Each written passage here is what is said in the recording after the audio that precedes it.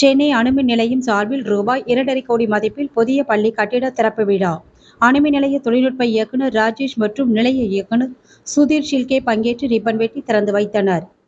சென்னை அணுமின் நிலையம் சார்பில் சுற்றுப்புற மேம்பாட்டு நிதியின் கீழ் சுற்றுப்புற கிராமங்களைச் சேர்ந்த பல்வேறு பகுதிகளில் பள்ளி கட்டிடம் மற்றும் அங்கன்வாடி உள்ளிட்ட பல்வேறு சேவைகளை சமூக பொறுப்புடன் செய்து வரும் சென்னை அணுமின் நிலையம் மாமல்லபுரம் அடுத்த எடையூர் ஊராட்சி கொக்கிலமேடு பகுதியில் 1 கோடியே 10 லட்சம் மதிப்பீட்டில் புதியதாக கட்டி முடிக்கப்பட்ட பள்ளி கட்டிட திறப்பு விழா ஊராட்சி மன்ற தலைவர் சாமுண்டீஸ்வரி நடராஜ் தலைமையில் நடைபெற்றது. இதில் சிறப்பு அழைப்பாளர்களாக சென்னை அணுமின் நிலைய தொழில்நுட்ப இயக்குநர் ராஜேஷ் மற்றும் நிலைய இயக்குநர் சுதீர் ஷில்கே ஆகியோர் பங்கேற்று ரிப்பன் வெட்டியும் குத்து விளக்கேற்றி வைத்தும் பள்ளி கட்டிடத்தை திறந்து வைத்து மாணவ மாணவியர்களுக்கு நோட்டு புத்தகங்களை வழங்கினர்.